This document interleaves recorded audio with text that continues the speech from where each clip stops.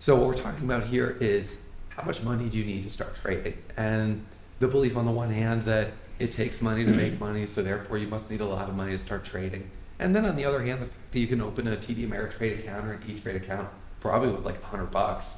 And I have day traded with accounts as small as $600. So I want to throw the question out for you guys and hear what you think about how much money do you really need to start trading? And is it true that you need money to make money? Yeah, I think that's an excellent question. So, and it's not just the money itself that you need to start trading, because, the time that you put into trading and focus on trading is time you're not spent on doing anything else, making money or any other type of work. So for me personally, I wanted to be in a position where I could focus on trading, not need the money to pay my bills, and then have money in an account that I can lose and I don't need to live on. For me, that put me in a headspace where I can attack trading as a career, as a long-term endeavor, as a business, and really do it slow and right to be able to, build up and have a successful career trading. Now, with that said, all bills and all that kind of stuff aside for living, I started with an account with $60,000. That put me a little bit significantly over the pattern day trader rule. And, I was anticipating losing some money in the beginning. And I was right. I did exactly that. I actually dropped below PDT. I think I went as low as 20,000, and I had to add money back, and I only had to do that once. That was enough. The pain involved in that experience, going below PDT and having to fund my account again, helped me make some changes so that that didn't happen again. And from there, I have significantly grown that account exponentially. So if I could go back and do it differently, I probably would have been a little tighter. I think I went a little too big with size too fast. Even, as quickly as I picked things up, I still think I sized up too fast. But that was my personal journey, and it taught me lessons along the way. But for me, I wanted the cushion of having my living expenses paid for and be in a position where I could really take up trading as a full-time career. I'm going to give you, I want to hear everyone give their feedback and answer on this, but I want to sort of throw the other side of the coin at you, which is something I've noticed sometimes, is that some traders who come in with large accounts, and sometimes people, again, sorry for my voice, sometimes people will start trading with a, $100,000, $200,000 401k or Roth IRA, and they'll get in a trade, they're down, $3-4 grand. And they're like, well, I can afford just to hold it. It'll probably come back up. Mm-hmm. The next thing you know, they're holding 5, 10, 15 positions that are all down 5, 10 grand, and they've lost half of their account. So sometimes I feel like having too much money is actually not a blessing. And I think that having your back against the ropes a little bit, where you have to take it seriously or you will not survive, forces you to be disciplined. And I would agree with that. I think even with $60,000, I think I started off with too much money.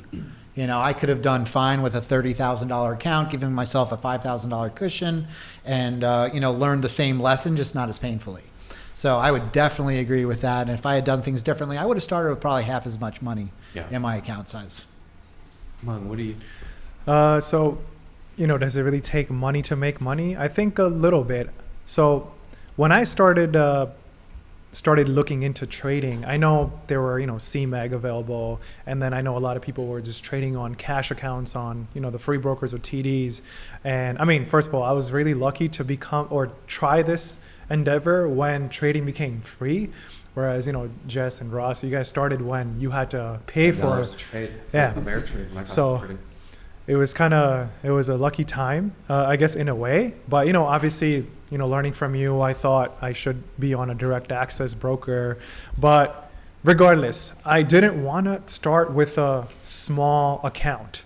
I mean, yeah, I guess you could call me privileged a little bit because I was a farmer. I was making enough money. I didn't have a lot of money. I didn't come from money. I had a lot of student loans. So I was definitely paying that off as I went. So I had no savings. And here I'm just working at a pharma company. I had no money. Yet I wanted to learn how to trade. So what I did was I started, doing the courses, and, I started learning. And in that time, I was just picking up a lot of shifts. I was doing overtime, making money, and getting to that point. I wanted to get to 25,000 because I knew that it would have been a lot easier to make money if I have 25,000. So I got to 28,000. And so if you consider 28,000 as that money to make more money, then yes, I think you do need 28,000, in my opinion, to make your journey as easy as possible. As if you compare it to like going from a small account like $5,000 or even $10,000, is it doable? Definitely, but I feel like it'll become, you can even say, exponentially easier if you start off with a above PDT account. So I think that's what I think. I think, does it take money to make money? I mean, it takes work to make money, but I don't really believe in it needing, a 100K account to make money. There's plenty of traders out there that traded with, millions of dollars and lost millions of dollars. And Ross traded with a $583 account, and that's basically no money, and grew it. So it just shows that the work and the process is what made the money, not the money. But in terms of account balance, I don't really think we, as day traders, we need a high account balance. I think we need a life cushion. So just money in your bank account to pay for bills, money that's going to pay for your car payment or whatever you have. Or so your second form of income. Like a bit if you run a business or something. And because it takes that pressure off. It takes that need to make money to just showing up and trading, and the privilege to make money. And so that's kind of my basic view on that. I'd kind of say the same thing as Hamang, where I started out with 28,000 in my account, basically just because that was all that I had, really. And I was just going for it, though, too. That was pretty much all that I had in life savings. That came out of an IRA, most of it. So that was kind of the reason I did that, is just that I had that $3,000 cushion for the PDT level. And with TD Ameritrade, I couldn't have anything below it like I could with CMEG, where I could still have margin and have unlimited trades per day. Is it possible to make money with less money below PDT? I think so, yes, especially if you can find a strategy that works for that better. However, for most of us here who are momentum-based traders, who are kind of quickly scalping moves, I think that, yes, money does play a big part in that, where you kind of do need money to make money. And the more that you have, especially as a cushion too, I think that you're going to be better off with that anyway. Yeah, I would agree with what the guys are mostly saying here. I think as I've gained experience day trading, I think of the money in my account as a tool, and I don't really think of it as like my cash available money. And so thinking about it that way, the better tool you have, I think you can do more with it if you know how to use it. That said, I started with $100 in my account. I opened a TD Ameritrade account with $100. Started from there. I added a few hundred here and there, a few thousand here and there. And as I was making progress in trading live, eventually I got myself over PDT and built the account from there. I think it really depends on your expectations about how much money you think you'll make or want to make. With more money, you have a bigger tool, and you can definitely make more money. Being able to buy into larger positions and get more out of each trade. But I think it has so much more to do with who is using that tool, basically. Your experience and how to use that tool well.